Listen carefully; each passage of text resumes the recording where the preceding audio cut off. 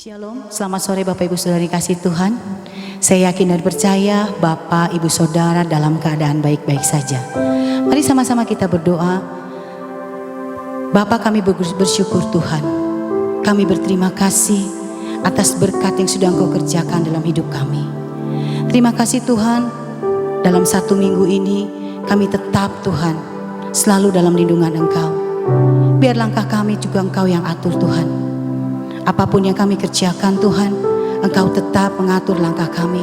Kemanapun kaki kami melangkah Tuhan, kami tetap menyertakan Engkau dalam hidup kami. Terima kasih Bapa, hanya di dalam nama Tuhan Yesus kami mengucap syukur. Amin. Mari sama-sama kita angkat satu pujian. Tiap langkahku diatur oleh Tuhan, dan tangan kasih-Nya selalu memimpin kita.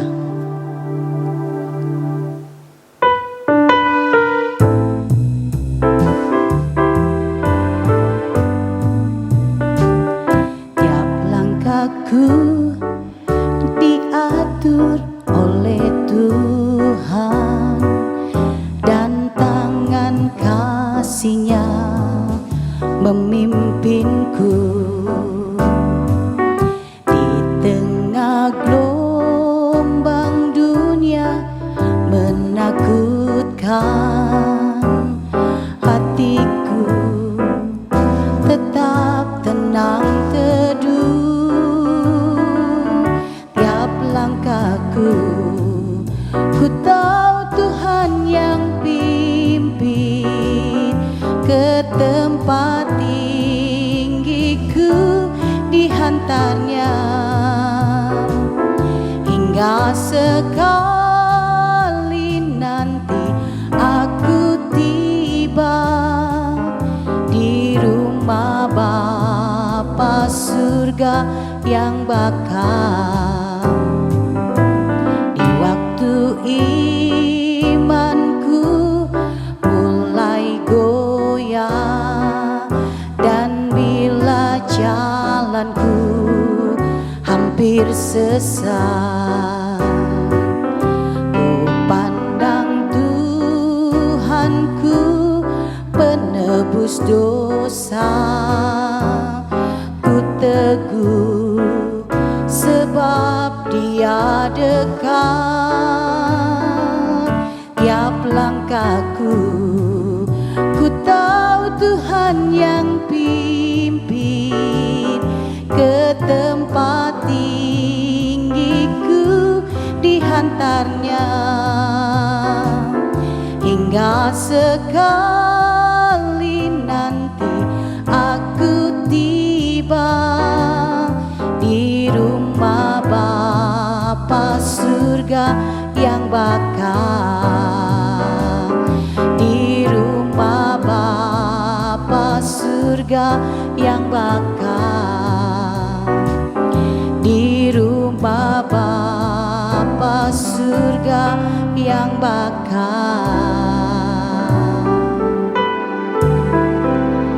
Mari jemaat, kita siapkan hati kita untuk masuk dalam renungan tengah minggu. Bapa, kami bersyukur Tuhan untuk sore hari ini, untuk segala berkat yang sudah Engkau limpahkan bagi kami Tuhan. Kami tahu hidup kami, langkah kami diatur oleh Engkau Tuhan. Biar hidup kami sesuai dengan apa yang Engkau mau. Biar hidup kami Tuhan sesuai dengan jalan yang Engkau mau, dan hidup kami di rel yang Engkau mau Tuhan. Terima kasih Bapa, biar kami mempersiapkan hati kami untuk renungan sore hari ini. Hanya di dalam nama Tuhan Yesus kami mengucap syukur. Amin.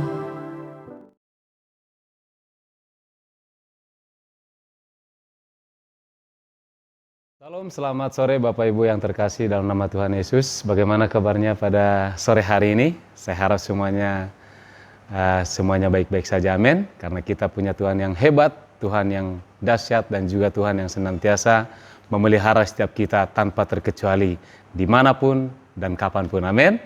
Baik Bapak Ibu, sebelum kita masuk ke perenungan firman Tuhan kita pada kesempatan ini, mari kita sama-sama berdoa. Bapa Surgawi, kami bersyukur pada kesempatan ini, di mana kami masih diberikan kesempatan untuk belajar tentang kebenaran firman Tuhan. Kiranya urapi hamba-Mu, dan juga berikan kami hikmat supaya kami bisa menangkap apa yang menjadi isi hati Tuhan pada kesempatan ini. Ampuni setiap dosa kami, agar tidak semua menghambat segala berkat damai sejahtera yang ingin Tuhan tambahkan terhadap setiap kami. Terpuji nama-Mu, di dalam nama Tuhan Yesus, kami siap untuk mendengarkan kebenaran firman-Mu. Amin. Amin, amin, amin. Baik Bapak Ibu yang dikasihi Tuhan, pada kesempatan ini tidak panjang lebar tentang firman Tuhan yang akan saya sampaikan, tetapi ini cukup bisa memberkati kita, menguatkan kita supaya bagaimana kita memiliki komitmen ya. Jadi pada kesempatan ini tema kita adalah tentang komitmen ya. Sebagai dasar firman Tuhan kita pada kesempatan ini, mari kita sama-sama buka Alkitab kita dari 1 Samuel 1 ayat ke-11, 27 dan juga 28. Ya, saya bacakan buat kita semua. Ayat 11 demikian firman Tuhan. Kemudian bernazarlah ia. Nah, ia di sini adalah Hana ya. Siapa itu Hana nanti akan saya jelaskan. Katanya, kata Hana, Tuhan semesta alam, jika sungguh-sungguh engkau memperhatikan sengsara hamba-Mu ini dan mengingat kepadaku dan tidak melupakan hamba-Mu ini, tetapi memberikan kepada hamba-Mu ini seorang anak laki-laki, maka aku akan memberikan dia kepada Tuhan untuk seumur hidupnya, dan pisau cukur tidak akan menyentuh kepalanya. Nah, dari firman Tuhan kita yang sudah kita baca barusan, ini berbicara bagaimana kita tahu Hana istri pertama daripada Elkana. Dia sudah lama menikah, tetapi tidak juga dikaruniai anak. Dan itu sungguh kesempatan untuk istri kedua dari Elkana, yaitu untuk yang bernama Penina untuk menghina dia, membuat dia nangis dan lain sebagainya. Sehingga suatu saat dia terus, karena ketekunan dia berdoa, dan akhirnya Tuhan juga menjawab. Nah, pada saat dia berdoa, dia berjanji atau bernazar seperti yang dikatakan firman Tuhan tadi, yaitu kalau Tuhan mengiyakan, kalau Tuhan memberikan anak kepada dia, Hana berjanji untuk apa? Untuk menyerahkan kembali sepenuhnya kepada Tuhan. Nah, itulah nazarnya dia. Nah, apakah itu dilaksanakan oleh Hana? Nah, kita lihat apakah dia memang berkomitmen untuk menepati janjinya tadi. Di ayat 27 dikatakan di sana, masih 1 Samuel 1 ayat 27, untuk mendapat anak inilah aku berdoa, dan Tuhan telah memberikan kepadaku apa yang kuminta daripadanya. Jadi Tuhan sudah memberikan anak yang bernama Samuel. Samuel artinya anak yang kupinta dari Tuhan, dan Tuhan telah memberikannya. Itu arti kata Samuel. Dan di ayat 28 setelah Tuhan memberikannya, inilah penepatan janji atau penepatan komitmen daripada Hana. Maka aku pun menyerahkannya kepada Tuhan seumur hidup, terserahlah ia kiranya kepada Tuhan. Lalu sujudlah mereka di sana menyembah kepada Tuhan. Jadi di sini bisa kita lihat Hana yang pada awalnya sudah lama berdoa meminta kepada Tuhan, tetapi tidak dikabulkan juga, sampai dia bernazar kalau Tuhan mengabulkan doanya, memberikan anak kepada dia akan serahkan kepada Tuhan. Nah, ini adalah sebuah komitmen sebetulnya tidak mudah, tetapi seorang Hana, sekalipun anak satu-satunya, anak yang sudah cukup sekian lama ditunggu-tunggu sama Hana, tapi dia rela untuk memberikan anaknya ini, anak satu-satunya kepada Tuhan, dipersembahkan kepada Tuhan. Kenapa? Karena sebuah komitmen. Komitmen apa? Komitmen untuk menepati janji. Hanya untuk menyelesaikan tugasnya menepati janji. Nah, tentunya kalau ada seseorang yang seperti Hana ini bersinggungan dengan kita tentunya sangat senang kalau misalnya ada orang yang punya komitmen dengan kita. Nah, sama halnya juga dengan Hana, dia punya komitmen yang luar biasa sehingga dia mau merelakan anaknya ini kepada Tuhan. Nah, apa yang bisa kita tangkap, yang bisa kita pelajari dari firman Tuhan ini? Jadilah pribadi-pribadi yang berkomitmen. Apa-apa yang sudah kita janjikan, apa-apa yang sudah kita nazarkan, ayo kita berusaha belajar dari Hana ini, yaitu supaya punya komitmen. Yaitu mungkin kita sekalipun itu hal kecil, tapi kalau kita tidak tepati, nah itu akan mendatangkan konsekuensi tersendiri. Nah, pada kesempatan ini kita boleh belajar sesuatu hal tentang komitmen, yaitu tentang menepati janji. Boleh barangkali kita mengingat-ingat kembali hal-hal apa saja yang belum kita tepati. Mungkin kita berjanji kepada anak kita, kepada istri kita, kepada tetangga kita, atau kepada atasan kita, kepada bawahan kita, atau kepada siapapun itu. Ini kesempatan teguran juga buat setiap kita dan juga buat saya. Lebih baik kalau kita kira-kira nggak sanggup, lebih baik nggak usah berjanji. Tetapi kalau sudah sempat kita mengeluarkan kata-kata berjanji, nazar kita, mau nggak mau kita harus mengikuti, karena itu adalah sebuah hutang buat setiap kita.